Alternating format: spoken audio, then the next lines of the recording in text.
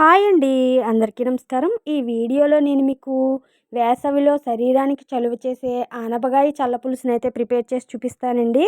చాలా ఈజీగా ప్రిపేర్ చేసుకోవచ్చు. టేస్ట్ అయితే చాలా బాగుంటుంది. ఒక్కసారైతే మీరు కూడా ట్రై చేయండి ఈ ప్రాసెస్‌లో. ఈ కర్రీనే ఆనపకాయ పెరుగు పచ్చడి అని, ఆనపకాయ పెరుగు పులుసు అని రకరకాలుగా పిలుస్తారు కదా! ఈ ఆనపకాయ చల్ల పులుసునైతే ఏ విధంగా ప్రిపేర్ చేసుకోవాలో ఇప్పుడు ఈ వీడియోలో అయితే చూద్దాం. దీనికోసం ముందుగా ఇక్కడ పోపైతే ప్రిపేర్ చేసుకున్నాను. కొద్దిగా మినపప్పు తీసుకోండి. అలాగే ధనియాలు తీసుకోండి. ఒక స్పూన్ ధనియాలు ఇలా కచ్చాబచ్చాగా దంచండి. ఒక 2 ఎండుమిర్చి, కొద్దిగా కరివేపాకు, జీలకర్ర, ఆవాలు పోపైతే తీసుకోండి. ఇప్పుడు స్టవ్ పై ఒక కళాయి పెట్టుకోవాలి. మీరు కర్రీని ఎందులో ప్రిపేర్ చేసుకుంటే అందులో అయితే పెట్టండి స్టవ్ పై. ఇందులో ఒక 3 స్పూన్స్ వరకు ఆయిల్ వేసుకోవాలి.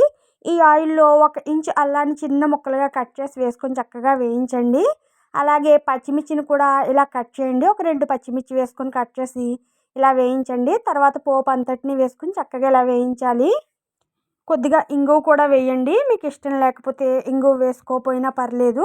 వేసుకొని చక్కగా ఫ్రై చేయండి. తర్వాత ఒక ఉల్లిపాయనైతే ఇలా ముక్కలుగా కట్ చేసుకొని వేసుకోండి. చీలికలుగా కట్ చేసుకోండి. ఉల్లిపాయలు కూడా చక్కగా ఇలా ఫ్రై చేయాలి ఇందులో వేసి. ఇవన్నీ వేగిన తర్వాత అయితే ఇలా టమాటా తీసుకొని కట్ చేయండి. తర్వాత ఆనపకాయ ముక్కల్ని ఈ సైజులో కట్ చేసుకోండి. ఇప్పుడు కట్ చేసుకుని పెట్టుకున్న టమాటా ముక్కలు ఉన్నాయి కదండి, ఈ ఫ్రై అయిన ఉల్లిపాయల్లో వేయండి. తర్వాత కొద్దిగా పసుపు, సాల్ట్ వేసుకోండి. సాల్ట్ మీ టేస్ట్‌కి సరిపడా వేసుకోవాలి. వేసుకొని చక్కగా టమాటా మగ్గేంత వరకు అయితే ఇలా ఫ్రై చేయండి.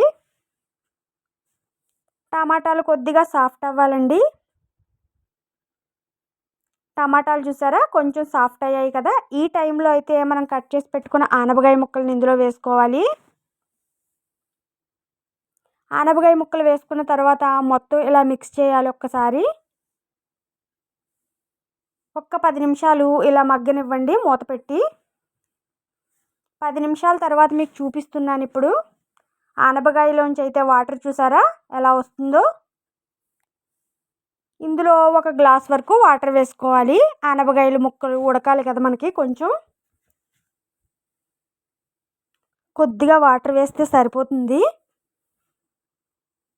మరొక 5 నిమిషాల్లో అయితే ఈ ముక్కలు చక్కగా ఉడుకుతాయి మనకి. మీకు 5 నిమిషాల తర్వాత మళ్ళీ చూపిస్తున్నాను చూడండి. మీకు ముక్క ఉడికిందో లేదో ఒక్కసారి చెక్ చేసుకోండి ఈ టైంలో.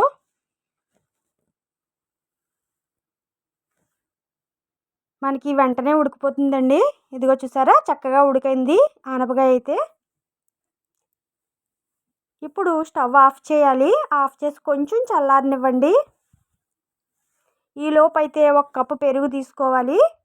ఒక గిన్నెలోకి అయితే ఈ పెరుగు వేసుకోండి. ఇదే కప్పుతో పావు కప్పు వాటర్ తీసుకొని ఈ పెరుగులో వేయాలి.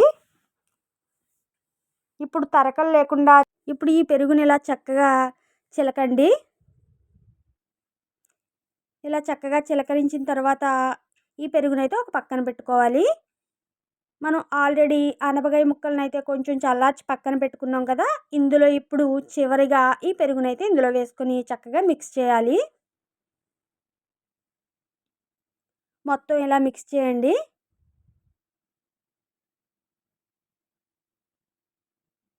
ఇప్పుడు కొంచెం కొత్తిమీరనైతే పైన వేసుకోవాలి.